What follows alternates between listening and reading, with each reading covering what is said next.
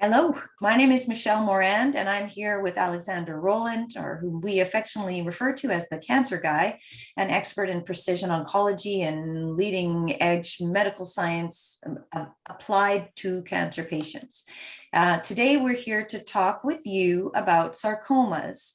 And I've learned a lot about sarcomas this week as I've been gathering information from Alex and other sources. And one of the things that I think is most interesting and confusing about sarcomas is there are so many different kinds. Alex is going to tell us about why that is and how that affects treatment. But mostly what we're here to talk about today are innovations in treatment for sarcomas and how to know which of those treatments is going to be best for you and how to get access to it. So we're going to go through some slides and some information that I've put together after interviewing Alex this week, and he's going to talk us through some of this stuff, and then we'll have some time for question and answers and to talk about your cases specifically. Alex, let me see. I'm just going to share my screen here, and we'll bring up this PowerPoint. For those of you who are just coming in, the PDF that you might want to follow along with is loaded in the chat. And it'll also be sent to you in email following this presentation. Okay, so I'm just going to view my slideshow. Okay, so is everybody seeing? You should see Alex in one box and me, that's the good old slideshow in the next. Yes, good. Okay, Alex, let me, you're going to ding me when it's time to switch. Okay, but, yes. Yeah, in short, here's what we're going to cover. What is a sarcoma? How do we get them? How is it treated traditionally? What's new in sarcoma treatment? And how do these work differently from standard care? And why are they producing such longer lifespans and so much better benefit for patients? This is the information we need. So Alex, here's a little bit, hang on, let me back up here to the first slide. Tell us a little bit about sarcomas.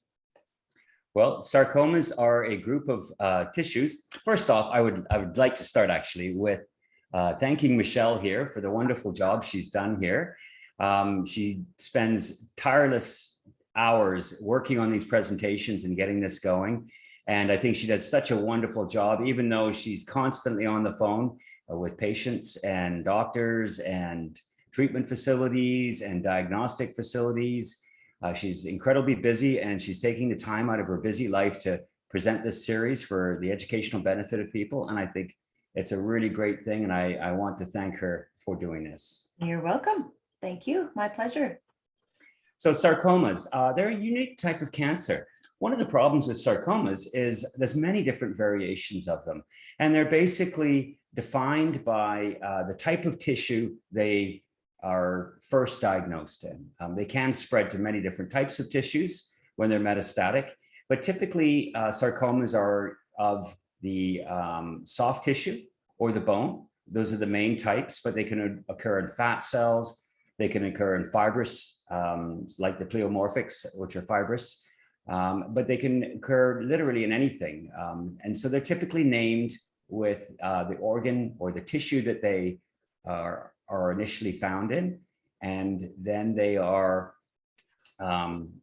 added with a sarcoma at the end. So Ewing and osteosarcoma refer to bone sarcomas, for example. But yes, they can occur in literally any sort of tissue. Ding. So sarcomas are typically diagnosed with a combination of tests. Often patients have a painless lump. And if you have a lump that's swelling and is not causing you any pain or any real discomfort, that's something to check out. Because if it's an infection that's causing a lump or a swollen lymph node or something, then that's obviously not the same thing, and it's going to cause some discomfort, whereas sarcomas often don't cause discomfort, and that can be something that prevents patients from having them treated or tested. So definitely it can delay diagnosis. If you have some sort of lump that appears and is constantly growing, that's something you want to have looked at, and you want to have that looked at as soon as possible. So there's a variety of different imaging modalities. Often you can start with ultrasounds, and then if the ultrasound looks suspicious, you could go to an MRI or a CT scan, and then obviously a PET scan is the best way to go. We're going to get there in a moment here. Yes. I just wanted, I think so often people don't understand the difference between CT, MRI, and PET. So tell us a little bit about how CT scans and MRIs work. Yeah, so CT scans and MRIs both use a different medium. CT scans use radiation. And what they do is they blast a beam of a specific type of radiation through your body. And then they have a collector plate on the opposite side that picks up the actual radiation and determines how much was absorbed in a certain area. And so denser tissues are going to absorb more radiation, and lighter tissues are going to absorb less radiation. So if you have a organ that is a consistent type of tissue, such as a liver or a lung or something, and then you have a lump that is a different density, either more dense or less dense, then that's going to come out on the detector on the opposite side. And then the computer aspect of it will turn it into an image. And that image will have some sort of, it'll be like a shape or a shadow. That's what we like to call it, shapes and shadows. So typically what happens is doctors will take the measurements of that shape, and then they will check you out again in another 4 or 6 months and see if it's grown or not. That's typically how imaging is used in standard care. But it's important to note that this is a shape and a shadow, and it's not necessarily a cancer. Many benign lumps can occur in people in different organs. And so just because you have a lump, it doesn't mean it's an actual cancer. So ding.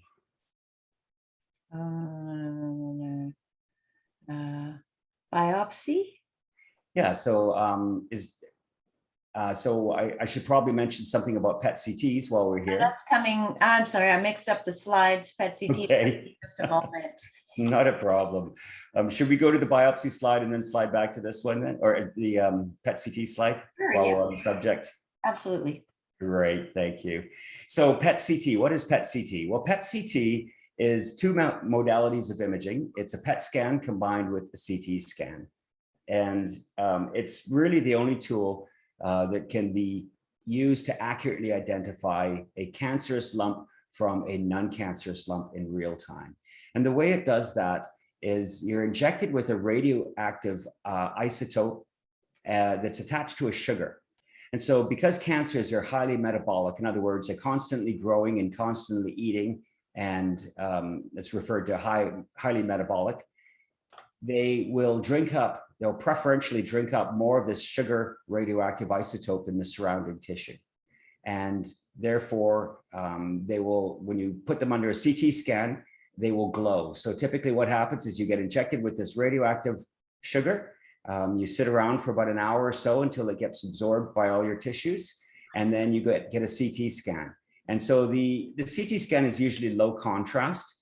So it's a lower radiation dosage than you'd get from a single CT scan, which is usually a much higher, more definition. Because with PET CT, you're interested in the biological activity and not necessarily the definition of the tumor itself. So the amount of that radioactive sugar isotope that is drunken up by the tumor is called the SUV, also referred to as serum uptake value. And the higher, more aggressive tumors will drink up more of that and have a higher SUV, and low aggressive tumors or new tumors are going to have a very low level of SUV. So the amount of SUV is really the important thing that you get from a PET scan, because a benign lump will not have a very high SUV. It will be about 1, or physiological. In other words, it will be about the same, roughly the same activity as the surrounding tissue. Inflammation can also cause a very slight increase. So if it's an inflamed lump or lymph node, it can be slightly increased in SUV, but a cancer is very obvious and it will have a very much higher SUV. The other important thing about it is it's in real time. You don't have to wait 4 or 6 months to determine whether it's maybe a cancer or not to see if it's growing. Using growth is a poor way of determining whether you have cancer or not, because you can have a very small tumor that's highly aggressive, that has an SUV of 28, for example, and then you can have a very large tumor that has a very low SUV and is not likely to metastasize. So an aggressive one is much more likely to cause you problems. And so often we see doctors spending a lot of time focusing on tumors that are not necessarily the important aggressive ones. So interestingly enough, when a patient gets a PET CT after their diagnosis, it changes the treatment or it requires the oncologist to modify their treatment in at least 80 to sometimes 90% of the time. So we've seen cases, unfortunately, we see a lot of cases where patients are told they're cancer-free. We'll get them a PET CT, and sure enough, they have tumors that were not discovered. And that's very important, because if they had let them grow, then they would have metastasized, and that would have been a real problem. We've also seen a few cases where patients were being treated with harsh chemotherapy drugs. We had one example of a lung cancer patient who had he's on his 6th treatment for a deadly lung cancer. And he would, sold his home, sold his business, was basically given up on his life and preparing to die because it was a deadly diagnosis. And when we got him a PET CT scan, we found out that he actually never had cancer in the first place. So he was pretty upset with that. The oncologist was, well, he should have been happy. Well, yeah, he was happy that he wasn't going to die, but he was very unhappy that he had literally thrown away his life and sold everything. That's quite a thing. So anyone with cancer, get a PET CT. You might have to pay for it privately, because we hardly have enough PET CT machines to do our patients. How many PET CT machines are there in Canada, Michelle? Do you know? It was about 35, I think. 35, yeah. And I mean, there's maybe 10 of those are private. No, maybe not. Maybe 7. There's 7 private scanners, but it's not in public healthcare. PET CT is not used for cancer as a rule. Here in Canada. Yes, of course. Yes. I apologize. In Canada specifically. In other countries, they have thousands of these machines, and PET CT is used as a standard diagnostic tool for cancer. That's why I have this little stat down here at the bottom of the screen.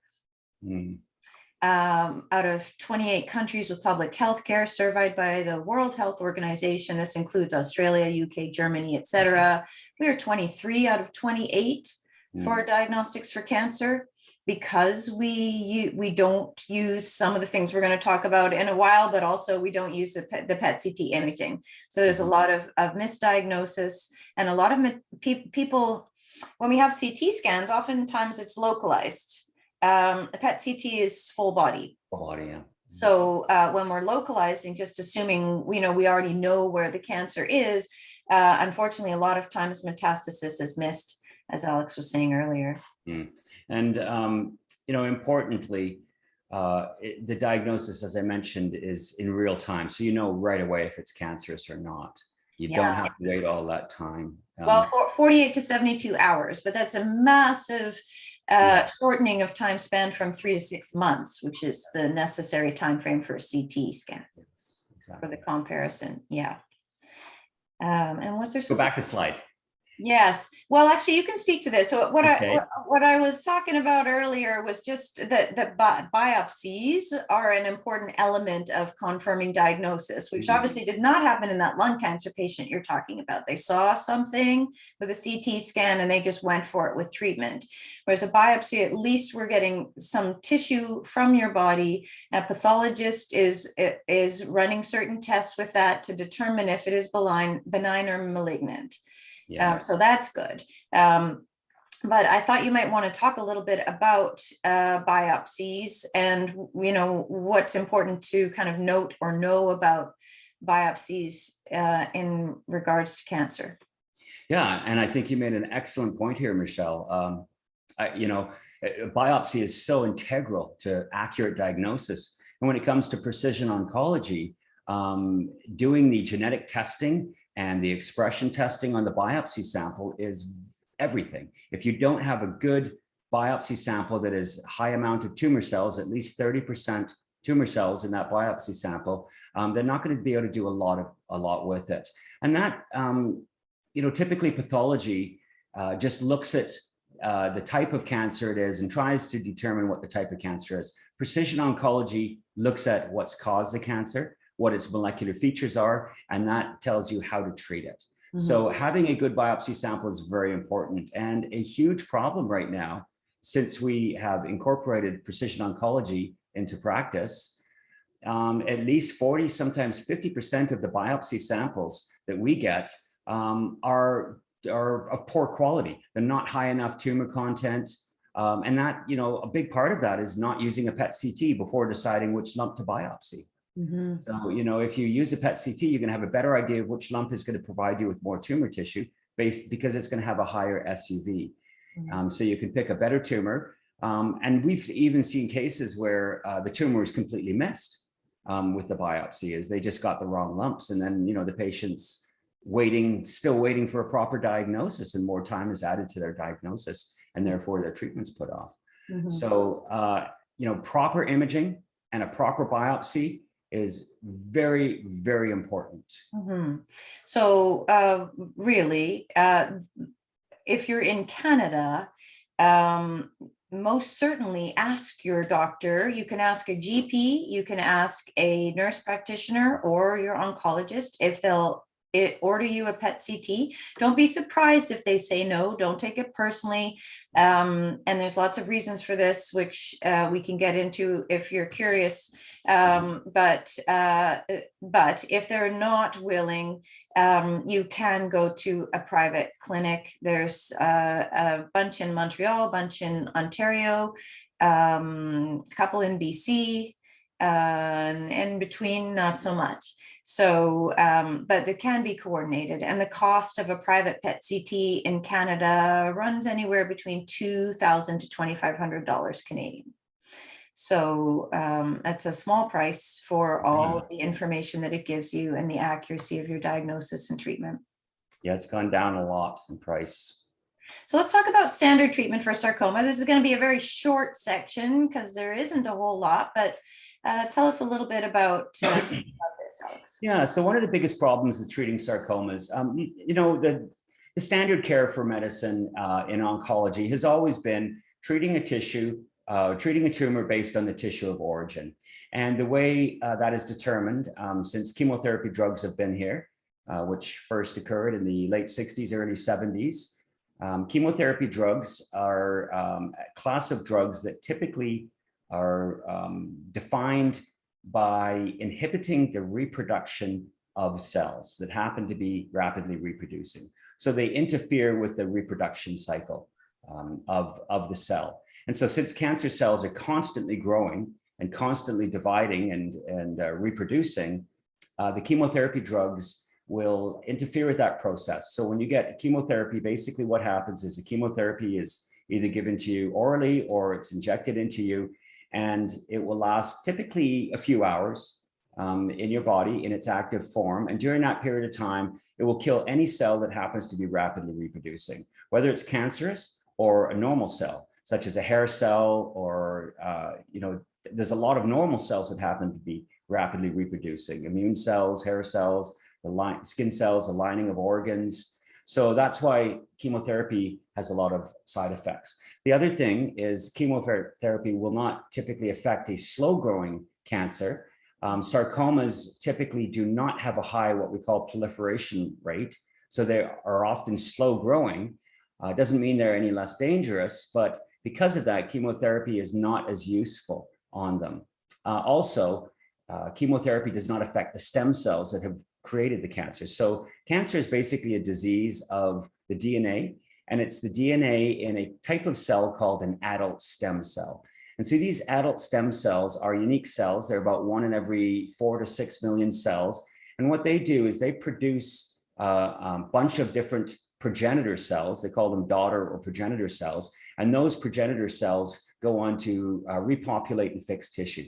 So for example, if you get a scar or a cut, if you get a cut, what will happen is the stem cells near the cut will produce a bunch of skin cells, they'll form a scar, and then that will grow over with skin and be replaced by skin. That's all done by the stem cells. So once the stem cells have finished doing their job, they get turned off and they're put into a state called quiescence, which is a very unresearched state of existence that we don't know much about. It's kind of the cells are still alive, but they're not very metabolically active. And because of that, they're also able to resist chemotherapy. So the chemotherapy is great for targeting the bulk of the tumor, but it does not affect the stem cells that have caused the tumor in the first place. The only way to get the stem cells that have caused the tumor out is with surgery and sometimes radiation. So chemotherapy is great for reducing a lot of tumor cells, but it doesn't actually solve the problem, and the tumors eventually come back. And we can see that, when people get certain chemotherapy drugs and they lose their hair, as soon as they go off the chemotherapy drugs, the hairs come back. And that's because the chemotherapy drugs affected the hair follicle, but it did not affect the stem cells that produce the hair. So that's, a perfect example of what's going on there. So common chemotherapy drugs, doxorubicin, eribulin, gemcitabine, ifosfamide, and then trabectedin, which is a new one that comes from, or relatively new one that comes from a C-squirt. So these have been used on a variety of different sarcomas with varying response rates. And each sarcoma is going to have a combination of chemotherapy drugs that are used in standard care. Not necessarily effective, but they're often used just to try to slow things down.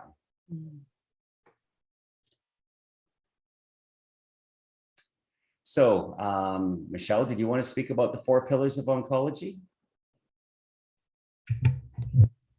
Yes, well, I'll introduce this concept. So if we think about standard care right now as being predominantly surgery, chemotherapy, and radiation, with the starting application of some targeted therapies and some genetic testing, which we'll talk about momentarily. Precision oncology, defined, is personalized cancer care. It's using the most current medical science applied to each individual patient as, when, and where they need it. That's what precision oncology means. And there are 4 main elements of precision oncology. We're going to talk a little bit about each of them. This is critical information for you because every single one of these elements adds time to your life. Every single one of these elements has the capacity to help either eradicate your cancer or drastically slow the growth of your cancer when applied properly. So there's four main pillars. One is genetic testing. The other is a personalized review of this data and all of the treatment options that exist out there, and not just the ones that your doctor knows about or are easiest for them to access in their hospital. And a targeted therapy treatment plan, something that's designed specific to what is driving your cancer and what treatments are going to be most effective in tandem. And then a very precise approach to monitoring cancer treatment, as opposed to what we were just talking about in regards to the CT scan, which at best is about 60% accurate, and again requires that 4 to 6 month time span to see that the change. As Alex was just saying, cancer by definition is a disease of genetic mutations. So I really want to make this point, because a lot of times when people call us, they say, oh, my doctor tested me and I don't have any markers for cancer. And they think that that means, therefore, that they don't have any mutations.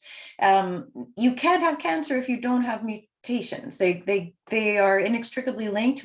They are the same thing. So if your doctor is telling you, oh, you don't have any mutations for cancer, for starters, that is impossible. And what that probably means is that based on the clinic in which they work and the resources they have access to, they either weren't able to test you for any mutations, or they tested you for just a very small number, and none of those turned up for you. And we're going to talk, I'm going to let Alex talk a little bit about the different types of genetic testing and how many mutations can be tested for. But I just wanted to call your attention to this key point. Cancer is a disease of genetic mutation. You can't have cancer without mutations. And therefore, we need to find out what mutations are driving your cancer in order for anyone, including your doctor, to know that they're giving you the best or right treatment. Yeah. Yeah. So right now, another little stat that I love because it's so overwhelming, right? I'm sure you know, in trying to figure out what is true out there about cancer and what is going to be the right treatment. Well, if you've even started to think about looking into precision diagnostics, such as genetic testing, you probably felt immediately overwhelmed because there are so many options. Right now, there are 7,000 different types of genetic tests. Not all of them pertain to cancer, but there are many hundreds that do, if not more. So knowing what to look for, how to tell what types of tests you need and which is a good test is critical. And that's what we're going to talk about over the next few minutes. So Alex, tell us a little bit about tumor DNA testing, will you? What is it? How does it work? Why does it matter? Excuse me. Well, tumor DNA testing is a little different than standard genetic testing. Often when doctors and people refer to genetic testing, they're thinking about inherited mutations that create a susceptibility to cancer. You know, something that you pass on to your children or you get an inherited disposition. And so often they'll ask you if you have cancer in your family. Tumor DNA sequencing is the isolation of the tumor cells and looking at what's going on in the tumors specifically, not the normal cells, and creating a susceptibility to cancer. So it's a very different thing. And so in the process of tumor DNA testing, what they do is they take a biopsy sample, they isolate the tumor cells, and then they get the DNA just out of those. And they look and see what genetic mutations are in those cells compared to your normal cells. And normal cells are also referred to as wild type. You know, the cells that are normally populating your body and that are not cancerous. So typically cancer will be a bunch of mutations that alters the functions of genes that are involved in repairing tissue and growth and development. So when we're in our embryonic state, what happens is certain genes are turned on to grow our tissues, to grow our fingers, to grow our arms and legs and different organs. And then once we've reached our proper size, those genes are turned off and never turned on again. And so those are called growth and development genes, or if they are turned on, they're just turned on briefly to fix damaged tissue throughout our life. So those sort of genes are the ones that get damaged typically in the cancers. And so they'll result in a massive production of a cell that's not really needed anymore. So let's say you cut yourself and you get this this reaction where the stem cells near the cut will start amplifying and will start copying themselves and will produce a bunch of skin tissue to fix that cut. The mutations that occur will occur in the genes that are supposed to turn that off, or even the genes that turn it on. And so I like to use the analogy of a gas pedal and a brake pedal in a car. And so there's two types of genes that we look at. We've got oncogenes, which are like the gas pedal in the car. They cause cells to grow and divide. And then you have tumor suppressor genes, which are like the brake pedals in a car. And so in cancer, you get damage to both the gas pedal, which get overactivated, and the brake pedal. So it's really important to get genetic testing and molecular testing when you have cancer. You need to know what genes are causing your cancer, what genetic mutations are causing your cancer, and how that's affecting you. Because literally all of the new drugs in this day and age are designed to target a specific mutation. So since the Human Genome Project in 2006, all of the new drugs that have been developed, you know, with very, very few exceptions, have been designed to target a specific genetic mutation in a certain gene. And so learning about what has caused your cancer is very important. So in genetic testing, we have about 25,000 different genes. Most genetic panels will look at about anywhere from 30 to as high as 600 different genes that are involved in cancer. And you can get a lot of different mutations in these genes. So if you do get tumor DNA sequencing, make sure you get one that looks at the entire length of the gene and that reports all of the mutations found. Okay, you can go to the next slide. Another new technology that's recently been integrated that is a real game changer for us in cancer treatment is called expression testing. And so basically, expression testing looks at something called messenger RNA. And messenger RNA is an intermediate that, that takes the coding from the DNA and gets translated into a protein, the final product of the DNA, the coding of the gene and what it produces. So what we do is we look at the amount of messenger RNA, and each strand of messenger RNA can be counted literally. And we look at that for a specific gene, and we compare that with normal tissues. So let's say your RNA is supposed to be, or your RNA for a certain gene in normal tissues is supposed to accumulate at a certain amount. And then if your cancer is overactivating those genes, then you're going to see a lot more of that. So you're going to see a much higher amount of the gene product in the cancer cells. Or if it's a tumor suppressor gene, you're going to see a much lower amount of that gene product, the messenger RNA. So it's a great way to tell which genes are being turned on that shouldn't be, and which genes are being turned off, and which genes are being overexpressed or turned on too much compared to your normal tissues.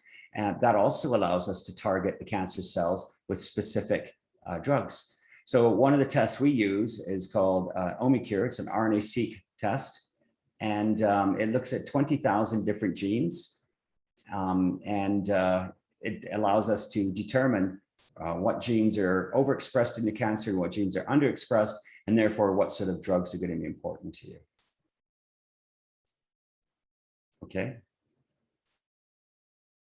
So inherited testing, this is also a useful tool. So inherited testing, if you get cancers under the age of 50, we usually consider that as being somewhat influenced by a susceptibility to cancer. And typically these sort of mutations occur in genes that are inherited.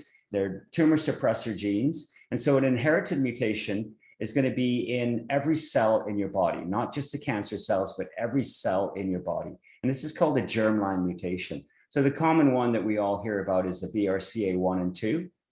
And if you have a BRCA1 or 2 mutation, that means you have a higher risk of getting certain types of cancers. The BRCA1 and 2 genes are involved in fixing mutations that occur over your lifetime. And so when they're damaged, they can't, they recognize the mutation and they fix it. And when they're damaged, then they can't protect your cells from gaining mutations. And eventually what happens is you gain mutations that cause the cells to grow uncontrollably. And that's how that works. So if you are born with the BRCA1 or 2 mutation, or one of the many other different mutations that can increase cancer susceptibility, you have a higher risk. Doesn't mean you're going to get cancer, it just means you have a higher risk. So this is referred to as inherited testing. So if you are under 50, it's a good idea to get inherited testing too, especially if you have children. Okay. So personalized research.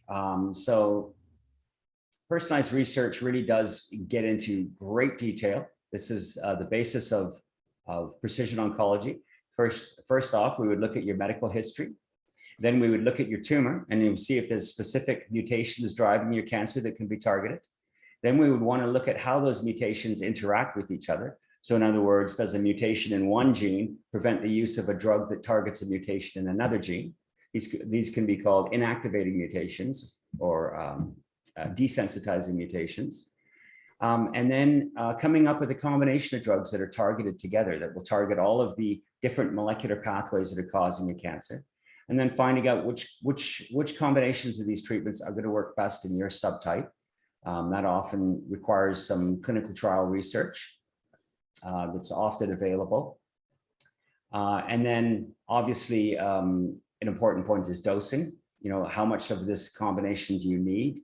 There's a perfect example of that is recent data shows that in both colorectal cancers and pancreatic cancers, a modified version of the chemotherapy protocol, which is a multi-drug combination called FOLFIRI or FOLFOXIRI, that involves multiple drugs. Sometimes you don't need to have the full dose, and that a modified version is often just as effective, but produces a lot less side effects and allows the patients to stay on the drugs longer. So looking at dosing is really important.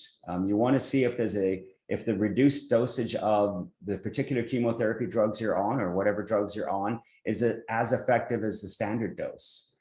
An important thing is using a drug that's FDA approved. We would never typically want to use a drug that's not FDA approved unless it's in the context of a clinical trial, but there are so many FDA approved drugs out there. It's not hard to find one for everyone's cancer. And then also using clinical trials. Clinical trials are a great way of getting drugs for free, expensive drugs for free.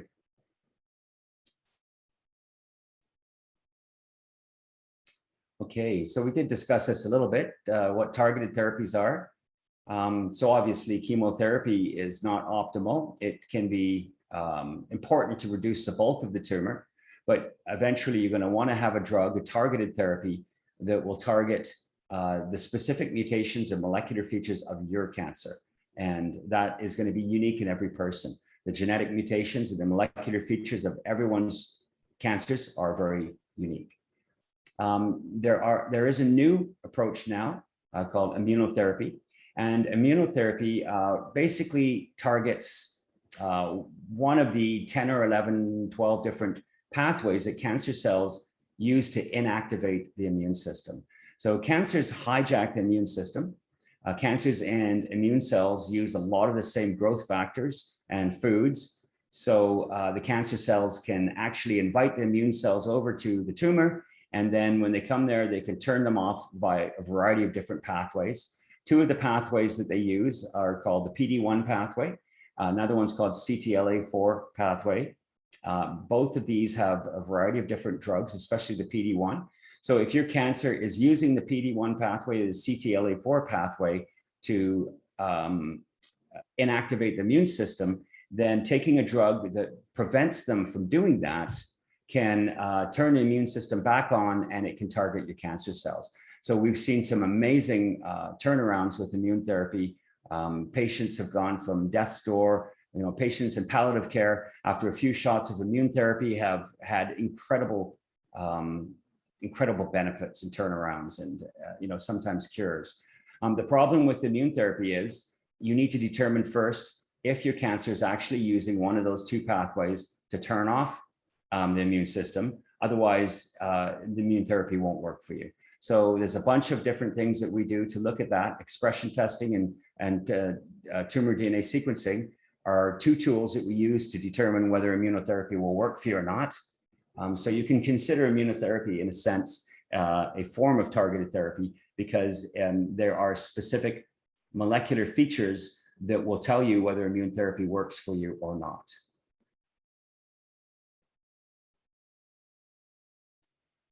Okay. So one of the big things with sarcomas that is different from other cancers is sarcomas are largely a disease of something called epigenetics. And epigenetics is a relatively new field. I mean, we do, if you go to any university, you'll see whole departments focused just on epigenetics. They get really in depth to the specifics of it. It's a very complicated set of processes, and it works mostly on what we call a global scale. So whereas targeted therapies will work on specific genes, epigenetic targeted therapies will work on a whole bunch of genes at the same time. So basically, what is epigenetics? So obviously, we have specific types of tissues in our body. We have many different cell types, but we have, basically four main tissue types, epithelial, connective, muscle, nervous. I believe blood is connective, bone is connective. So how do we get all of these different tissues and all of these different types of cells in our body? The genome for all of our tissues is exactly the same. So every cell in our body theoretically has the exact same genes, the exact same genome. Everything's roughly the same. However, in some tissues, certain genes are turned off, and other tissues, certain genes are turned on. And that is how we get different tissues. So we could potentially carry the genes for bird wings in our body, in our genome. But if they're never turned on, then we'll never grow bird wings. And I'm talking theoretically here. There's many different things that our genomes, could you go back, please? There's many different genes that we have that we don't typically know if we use them or when we use them, or maybe they're just used at certain points in our lives, but they're turned off for a long time or they're turned on. So the way our body creates different tissues is by differentially turning on different genes in the same genome. And this is what we refer to as epigenetics. So epigenetics is basically the turning on and off of specific genes in different tissues. So it's an important process, and we haven't really delved into it a lot in cancer.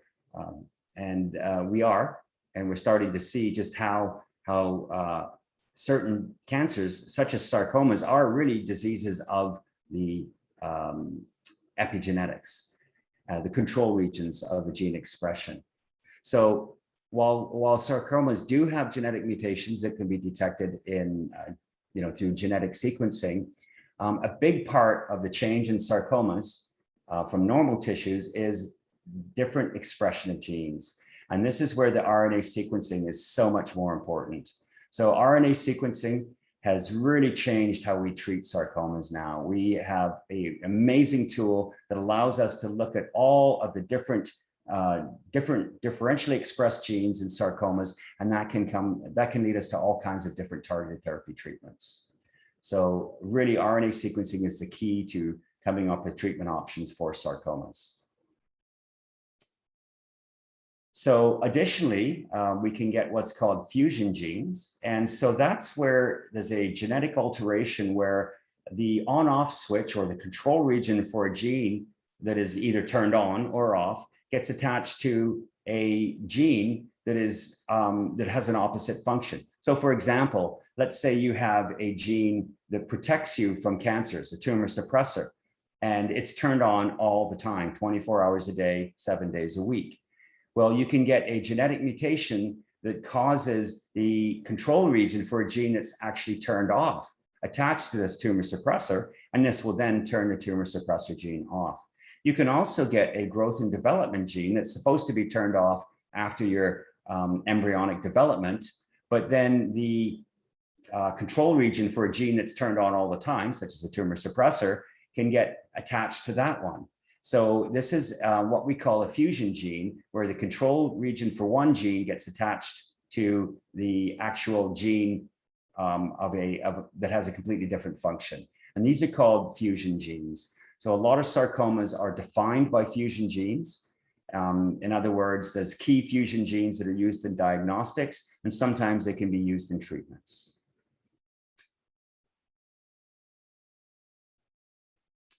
So yes, as we mentioned earlier, this paradigm shift in treating sarcomas not only involves looking at the genetics and seeing if there's targetable mutations, but also looking at the RNA-seq and determining whether you have overexpressed genes that could be targeted with a certain drug. So this is a really groundbreaking technology. So we're going to go over a few cases here of just some novel new things in a variety of different sarcomas. Now, there's so many different sarcomas, we couldn't really pick any one. We just wanted to cover a few different subtypes. So angiosarcoma, this is a difficult to treat cancer. Angiosarcomas can actually happen from a variety of things. They can happen from radiation. So they do happen in breast cancer patients who've had radiation, or they can also, a certain type of angiosarcoma can get caused by breast implants, breast augmentation implants. I don't believe they use those implants anymore, but there's been cases of them causing angiosarcomas. And basically what an angiosarcoma is it's a sarcoma that occurs in the blood vessels, in the lining of the blood vessels.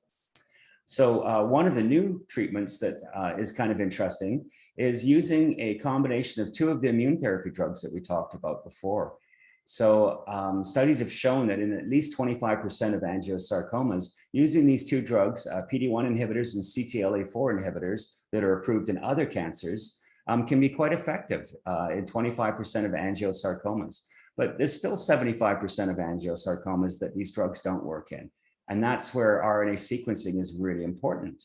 So one of the interesting things about RNA sequencing that we use when we look at angiosarcomas is an accidental expression testing or an accidental discovery based on this messenger RNA sequencing expression testing was a discovery that a lot of these angiosarcomas have what's called high expression of the beta adrenergic receptor.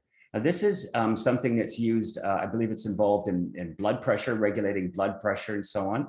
And there is a simple commonly prescribed drug that many people take. It's called Propranolol. It basically reduces this beta adrenergic receptor expression.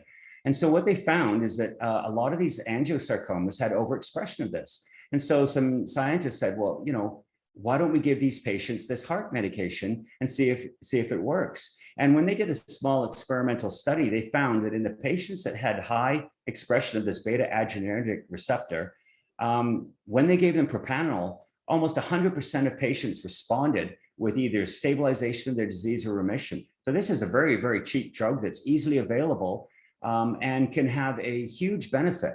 But you would never know if this drug is useful for you or not if you don't know if you have high expression of the beta adrenergic receptor. So once again, RNA sequencing is very important for determining that. So if you have angiosarcoma, that's one of the first tests you should get. Okay, you can go to the next one. So another type of sarcoma is called a GIST. It's called a gastrointestinal stromal tumor. So genetic testing of these sort of tumors have found that one of the most common mutations or genes, most commonly mutated gene in GIST is referred to as KIT. There's another gene that's commonly mutated in this type of cancer called the PDGFR receptor alpha, platelet-derived growth factor receptor alpha.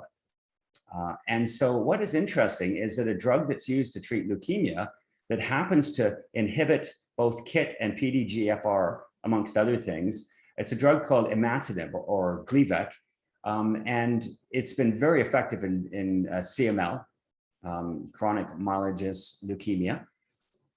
It happens to also be quite beneficial in patients who have this GIST, this GIST, that have high expression or mutations in the KIT and the PDGFR alpha. So in this case, you could look at both genetic testing and also RNA sequencing to determine if you have those. And then this drug Imatinib, and there's other drugs like Imatinib, like Immunotherapy too, that can also work quite well for this. So, we have a few patients who are getting GIST right now, or getting this for GIST and responding very well. In a recent study, and there's been quite a few different studies, when they gave this drug to patients with GIST, they found that 65 to 70% of these patients had what's called a partial response. The partial response means that some of the tumors responded and some didn't. And when you're looking at a difficult to treat disease, that's really important, because if you can get rid of some of the tumors in one way, then perhaps you can get rid of the others using a different drug or with surgery or with radiotherapy, radiation therapy. So a partial response is a significant finding, and it's not to be ignored. It's not as beneficial as a complete response, but it's still very beneficial. And furthermore, 15 to 20% of these patients achieved what's called stable disease. And these are fairly late stage patients. So, having that kind of statistics for a type of cancer that doesn't really have a lot of other treatments is really, really an important thing. So if you have GIST, definitely get RNA expression testing and or tumor DNA sequencing. I think it's also important to note here that this is early days for linking, off-label treatments or treatments that were designed for other things. Or, this RNA expression test it's 2 years old. Yeah. If that, it's exactly. Yeah. So if there's a part of you thinking, 15 to 20%, there is reason to get excited. Because we're just getting started with exploring all the possibilities. And again, we're just presenting a couple of options just to kind of drop a pin in what's possible for you. But like right now, there's a lot more that's possible once you have this information for sure. And in the next couple of years, if anything we've seen in the last 10 years is any indication, it's just going to be exponential growth in these options for people. Yeah, and we will be talking about that in a bit. Oh, okay. Foreshadowing. Yes, good. So another couple of examples. There's a drug called Pazopanib that was created a while ago for kidney cancers. It's approved for kidney cancers. And they found that it also worked in some other types of cancers. One of them is called a solitary fibrous tumor. It's basically a fibrous sarcoma, doesn't have a real lot of treatment options for it beyond surgery. And they found that Pazopanib, this drug, was actually quite effective in these patients. So partial responses were achieved by 58% of patients, 39% had stable disease in this trial. And the overall, the average survival, which is the median, when 50% of the patients pass in a trial, they mark the time point, and that's called the median overall survival. And there's still 50% of the patients that live beyond that.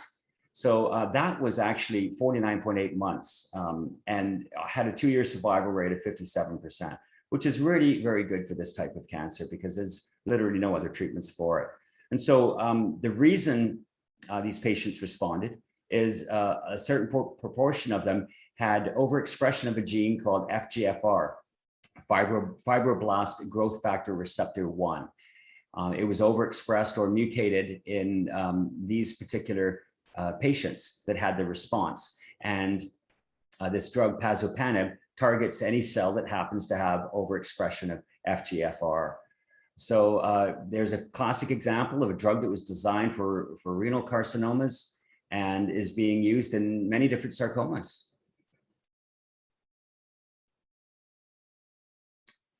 So another example of Pazopanib's off-label usage. It's recently been found too that Pazopanib is effective with chondrosarcomas, and those are sarcomas of the ligaments.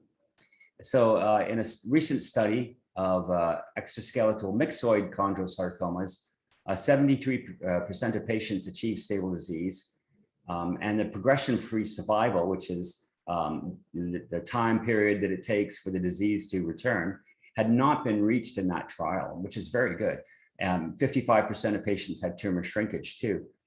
So there was a unique type of fusion gene in that particular cancer that seemed to be the target of Pazopanib, and it was called the EWS-R1, and it was combined with another gene called the NR4A3. So this is a fusion gene where the control of one gene has been combined with the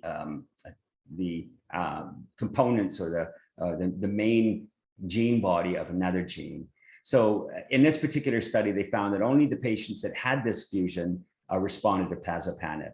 And so once again, RNA-seq is really important, so you can determine whether you have this fusion gene or not, or overexpression of either one of these two genes. Okay. Another example, and this is one of the first epigenetic drugs. It's it's not one of the first, but it's one of some of the epigenetic drugs. So it's called Tazemetostat. And so it's an example of a drug that actually targets epigenetics. And the way this drug works is there's a gene that's overexpressed called EZH2. I believe it's part of what we call the I'm digging back into my graduate studies, polycomb group.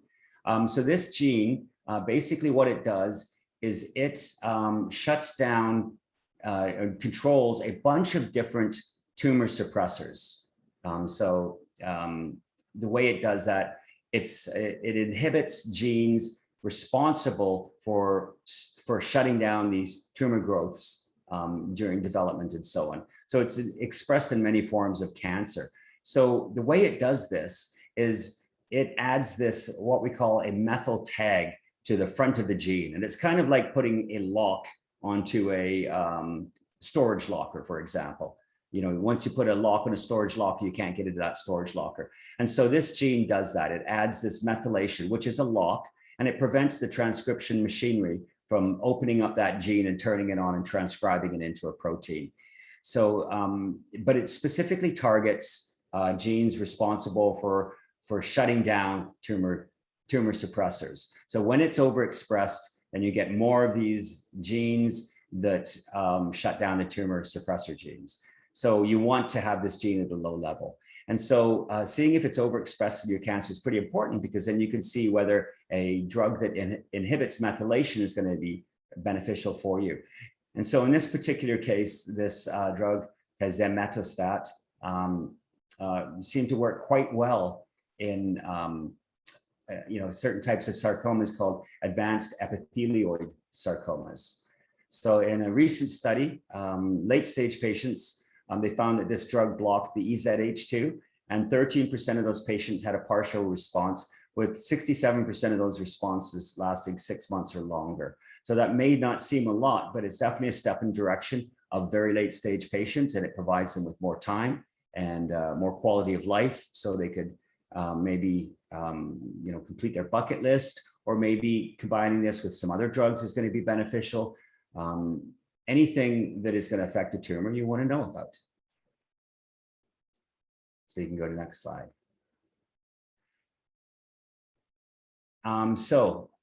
There's a couple more examples here. Treating using immunotherapy, as we mentioned. Certain types of sarcomas can benefit from immunotherapy, and that list is building. So it's important to know, if you have one of these types of cancers, then having a PD-1 inhibitor, such as nivolumab or pembrolizumab, can be quite beneficial. So, for example, in chordomas, using immune therapy resulted in a 1-year progression-free survival rate of 35%. In alveolar soft part sarcomas, the 1-year progression-free survival rate was 58%. And in a type of rhabdoid tumor called the SMARCA4 malignant rhabdoid tumor, the 1-year progression-free survival was 62.5%. So that SMARCA4 is an actual gene, and it's a gene that is altered in these particular tumors, and it drives the progression of these tumors. So there's a couple of examples of where immune therapy can be effective. You can go to the next slide.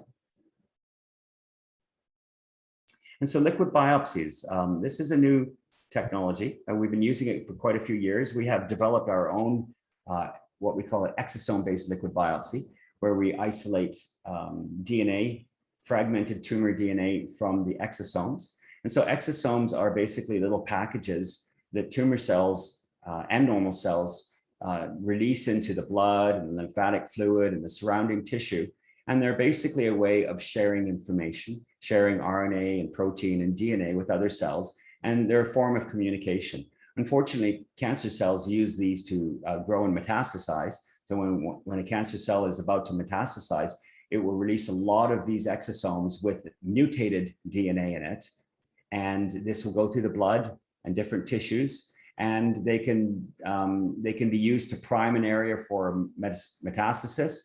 And actually recently, it's been found that certain cells can take up these exosomes or the products of these exosomes, the cargo of these exosomes, and it can actually convert normal cells into cancerous cells by taking up these altered RNA and proteins and genes. So what we do is we use this as a surrogate to determine responses to a particular drug, because that's pretty important. So if your tumor has, let's say, a KRAS G12D mutation, we know that mutation is an early event. In other words, it's one of the first mutations that happens when your normal cells get converted into tumor cells. And so we know that that mutation is going to be in the vast majority of your tumor cells in your body. Maybe not all of them, but the vast majority of them. We also know that when your tumors are going to be metastasizing, they're going to be releasing exosomes that contain that particular mutation. So what we'll do is we'll create a probe for that mutation, or we'll use a ready-made probe for that turns a certain color when that mutation is present. And we'll look at the relative amount of that mutation in your blood to determine whether your cancers are actually responding to treatment or not, or whether you're in remission. And we've found that this test can actually detect tumors at a very, very small stage before they even actually form a solid tumor, or solid tumor that's detectable. So most imaging can only detect a tumor that's about half a centimeter, a few millimeters. With liquid biopsies, we can detect this tumorigenic activity going on months before even a tumor that size is able to grow. So what will happen is, let's say we want to use it to monitor whether a drug is working or not. So, we don't want to have to worry about whether the drug is working and have you become a petri dish for 4 months and see, whether the tumors are getting bigger or smaller, because some of these drugs are very expensive. If you're paying for the drug yourself, you want to know if it's working very quickly. So this is a great tool that helps us do that. And so what we'll do is we'll take a sample of the blood, and if your KRAS mutation is, let's say, 8% before treatment, and then 2 weeks later after your treatment, it's down to 2%, then we know that that drug is working. But if your KRAS mutation stays the same at 8% or gets higher, and we know that treatment's not working, and we'll switch up the drug right then and there. So we don't have to spend months and months and months on a drug to see if it's working. We can find out very quickly whether a targeted therapy is working or not. And this is also a benefit in immune therapy, because immune therapy, you can have what's called pseudoprogression, where the immune system enters the tumors and makes the tumors actually look bigger when you get a scan. And so normally you'd use a PET CT to see if your tumors had biological activity. But in pseudoprogression, because the immune cells are metabolically active, they also drink up a lot of sugar, and that gives you a false positive result on a PET scan. So many patients have taken immune therapy, they've had pseudoprogression, happens in about 20 to 30% of patients. And then the doctors say, oh, your tumors are getting bigger and there's new tumors, and they take them off the treatment prematurely, when what's actually happening is the immune system is making those tumors look bigger, and the treatment is actually working. So this ctDNA liquid-based biopsy is able to tell that. So if you have pseudoprogression, you're going to have a low amount of your tumor-specific mutations, regardless if your tumors are getting bigger or not. And so we've had many cases where we've been able to keep patients on effective treatments that their doctors were about to take them off, because we're able to show that the treatment is working through a liquid biopsy. Mm-hmm.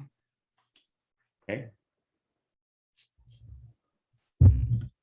So yeah, some important take homes here about sarcomas. As we know, cancer is caused by genetic mutations. There are hundreds of cancer treatments designed to target many of the different cancer-related genes. I notice here is designed to target many of the over 600 known cancer-related mutations. I think that should be genes. So you may want to fix that. It's actually, there's a lot more than 600 known mutations. Just to give you some idea of how many mutations are out there, if you have a gene that's 150 base pairs and you want to know how many different mutations can occur just in that. So most genes are tens of thousands of base pairs of DNA.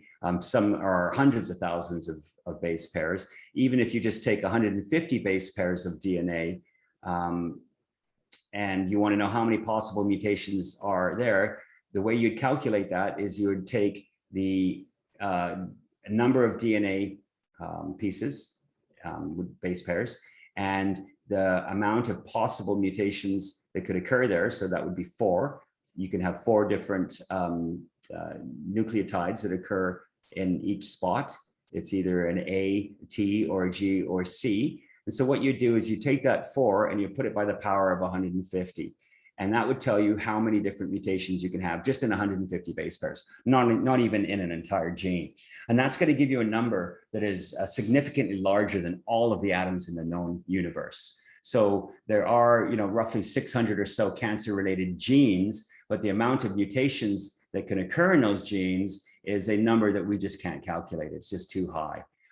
Even in 150 base pairs of one gene, the number is just too high to be able to really, for most calculators anyways. So without this genetic data, if your oncologist wants to get you in an innovative treatment, they can't because they don't know which one it's going to be. So often oncologists will just try a bunch of different drugs and hope that they work. That's not the best way to get treated, and that's not the way to treat cancers, especially sarcomas.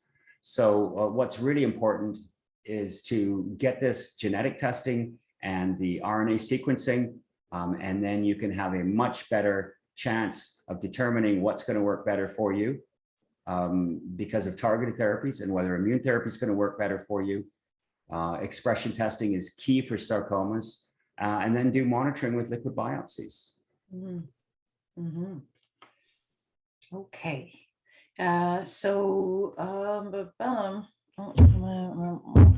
on a second. I'm just going to stop my share here. Okay, so that's a kind of the general gist. I'll make those changes regarding the mutation versus gene language there. Was there anything else that you were hoping to mention about sarcomas or things that you feel are really important for cancer patients or advocates to know that I didn't put in this slideshow here? No, I think you did an amazing job on it. And I think you really touched all the important things that I would like to talk about and that we discussed in that interview. And I'm really very impressed with what you've done here, Michelle. Thank you. Okay, you are welcome. So as you mentioned, and as sarcoma patients know, that there's how many different types of sarcomas? Well, they say there's 50, but when you look at the molecular features of it, you can have 2 of the same types of sarcomas, where one may be like that type of sarcoma and the other may be like a breast cancer. So you have to look at the molecular features of it to really group these down into. So most cancers, based on the technology we have today, most cancers can be grouped into, like most types of cancers can be grouped into about 5 to 7 molecular groups. So if you have, for example, estrogen positive breast cancer, you can subcategorize that into about 5 subcategories.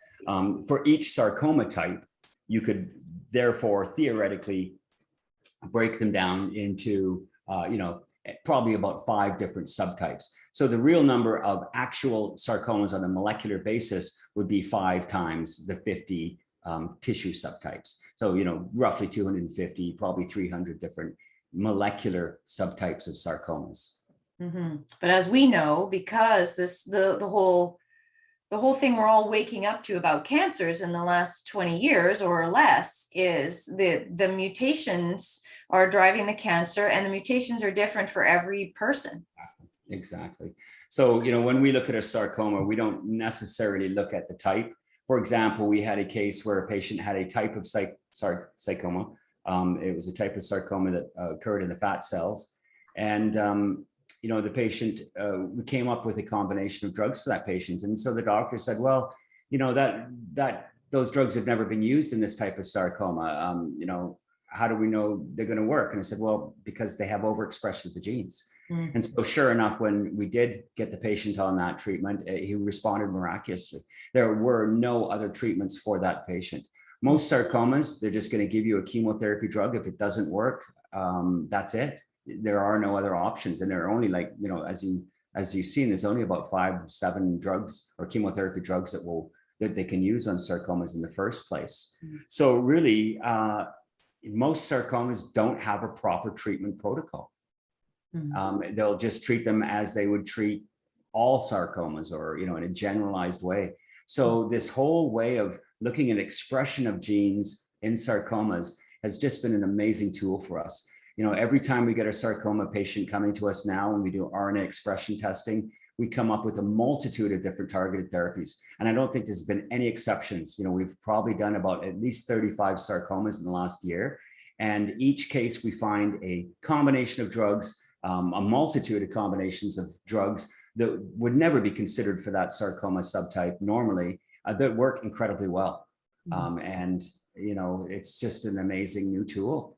So I'm really looking forward to when it becomes standardized, which could be a long time, but really for now. Well, that's really why we do these webinars and all the education that we do, isn't it? Is so our goal is to educate you, patients and advocates, so that as you go and start asking for these things and applying them to your own treatment, your oncologist is becoming more aware and more educated, and can apply these to other patients and start to advocate for them with their own oncology associations.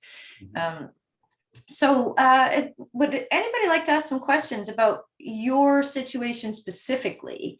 If so, please go ahead and unmute yourself and let us know how we can help you specifically. I'll just give you a moment. You're also welcome to post your question in the chat, and then I can ask it for you if there's anything.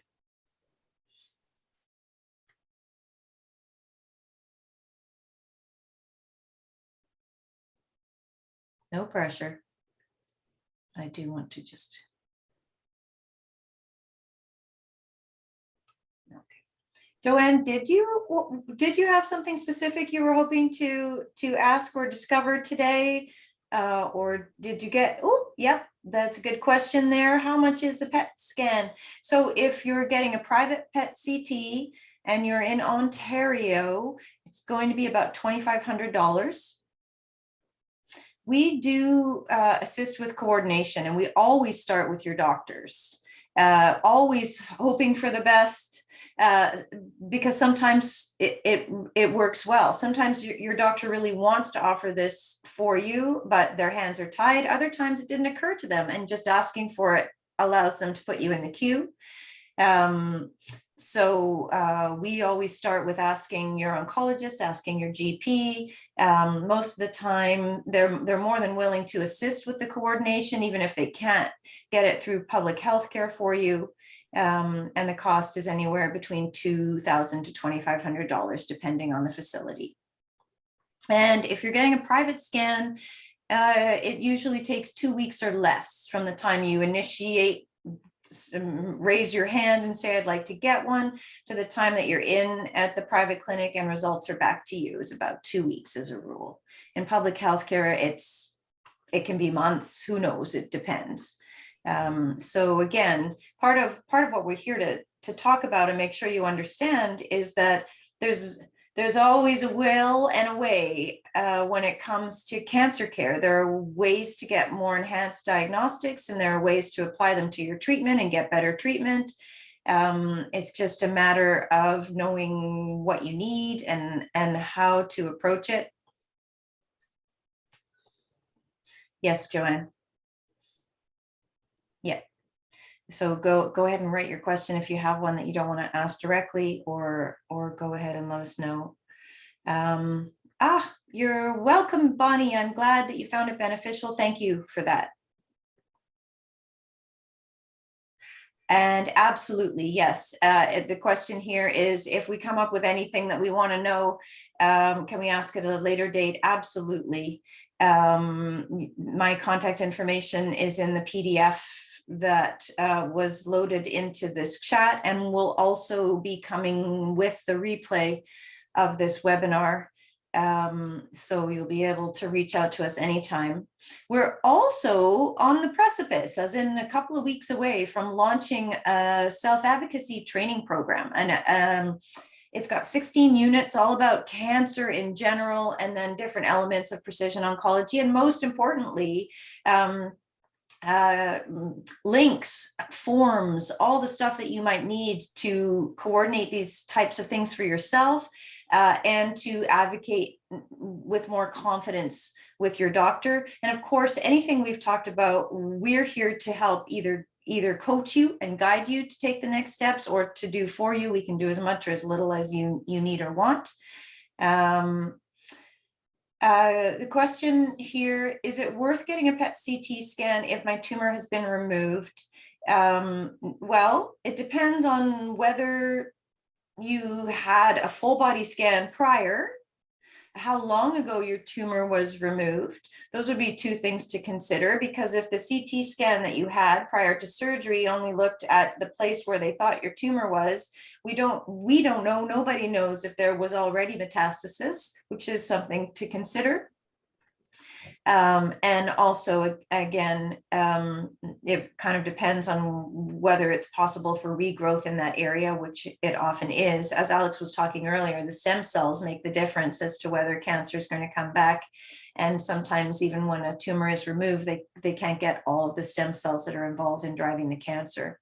Yeah, I think that's a good point that you made there. What we sort of understand about stem cells and tumors is the stem cells that produce a specific tumor are usually located up to 5 to 8 centimeters away from the actual tumor. Mm-hmm. So taking out the tumor, even with clear margins, often leaves in the stem cells that created that tumor. So that's an important consideration. And we know this because when we see certain sarcomas that are in a limb, for example, a leg or bone, even if it's a big tumor, when the leg or the bone is completely removed, often the cancers never come back. Mm-hmm. If it's non-metastatic and they're localized to that limb. So wow. Yeah, but in most cases you can't take out that much tissue. Mm-hmm. Yeah. So I guess one thing that you must always keep in mind, anything that we're going to share is like, it's about precision oncology. It's about being as precise, as accurate, as thorough as possible. So we're always going to recommend you do as much as you can, because of course we're on the front lines working with folks every day, getting calls and having conversations every day with people who followed their doctor's advice to the letter, but because their doctor was working with limited information or limited technologies, things were missed, even when the best practices of standard care were applied. So we're talking best practices for best outcome and leaving no stone unturned. And it's up to you as an individual to determine, how thorough you want to be. And I kind of like to do a little tummy check for that. My little mantra for that is, what needs to happen in order for you to feel peaceful? Yeah. If you're comfortable or confident, peaceful with the information you have now, that's you doing your best with the information you have. If there's any part of you that's niggling about, gosh, I'm not sure, is it possible there's metastasis, or is it possible that the treatment isn't right? Then for your own peace of mind and quality of life, it's worth it to look a little deeper for sure. Another question here. So the surgery was a year ago. There was a CT of the chest, abdomen, and pelvis, which was clear. And so but if we're talking about, do I need a PET CT or not? Again, the answer is, how thorough do you want to be? There is something, it's kind of a dichotomy, because of course, $2,000, $2,500 is no small amount. So of course, if we can get away without spending that money, that makes perfect sense to do so. And everything might be fine. But again, we're on the front lines with people who things aren't fine. They thought they were, but they aren't, or they were kind of doing their best or following standard care protocols, but things were missed. So we're always going to be advocating for the most information. And again, it's important for you to just kind of determine for yourself how comfortable you are with 60% accuracy versus 90+% accuracy when it comes to cancer. Question here, do pelvic sarcomas usually grow back? They can, yes, definitely. It really depends on the type of sarcoma it is. They all have different prognosis, but then once again, you have to look at the subcategories of the genetics of each tumor. I mean, you could have the type of cancer that's not supposed to grow back that does, and you could have one that typically does grow back, but maybe doesn't. So it's all going to depend on the molecular features and the genetic features of that specific cancer, regardless of what subtype it is. Yeah, and that again is kind of what it boils down to, is without that data. And in this type of cancer, and with other types of cancer, we might focus a little bit more on the tumor DNA testing. You know, today we've talked a lot about the RNA expression testing, because it looks at 20,000 genes. And again, what's most important for your type of cancer is which of those genes are have a little more gas than they're supposed to, or aren't showing up as much as they're supposed to, in contrast to normal tissue. So in terms of knowing whether your cancer is going to grow back or not, we would need to test some of that tumor tissue, and just find out which of those genes are expressed, and then ideally use that liquid biopsy monitoring tool we talked about, to just keep an eye on those genes that are overexpressed in your tumor tissue, and see if what percentage they're at, and is that percentage increasing or not. If it's increasing, then we know your cancer is coming back. And as Alex was saying, we can catch that before there's even a solid tumor, which means, 1 or 2 doses of treatment as opposed to 8 to 12 rounds. So we are reaching a stage where cancer can be treated as more of a chronic condition, very livable, great quality of life, but every now and then we need to get a little treatment for it, as opposed to a life-threatening condition. And it's through the use of these tools that we've talked about today that we're able to do that now. Exactly.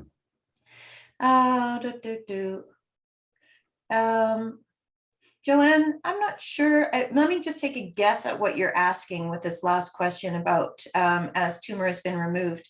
When a tumor is removed, you might not know this, but it is saved. Wherever you had your surgery, the pathology lab at that facility, they will have used some of the tumor tissue to assess, is it malignant, is it benign, what other details do we need to know about right now for standard care. But the rest of the tissue is stored, and usually it's stored in like a wax block, so it can be kept for decades, actually. It won't have been thrown out. So when people come to us, maybe they had their first surgery or biopsy 10 years ago, and now they're dealing with a recurrence, but they don't have a new surgery. We can use that tumor tissue for testing, and the pathology lab, again, keeps it for decades. So that's where we're at. And there are certain types of testing that can be done with blood. RNA expression, not yet, but that is coming, we've been told. But for the most part, when you have had a surgery or a biopsy prior, some of that tissue will be saved. It'll be in your pathology lab. And we just ask you to sign a release form that gives us permission to access that tissue from the pathology lab. And then we take care of shipping it off for testing. The RNA expression testing takes anywhere from 4 to 8 weeks right now. Used to be less, but with COVID, everything's taking more time. But about a couple of months at most, and we have all this information about all the possible targets for treatment, which treatments are Health Canada approved and your oncologist could prescribe for you right now or as needed if there were recurrence. So obviously we're strong advocates for this type of approach to cancer care because we see it saving lives every day. Yeah. Any other questions at this time?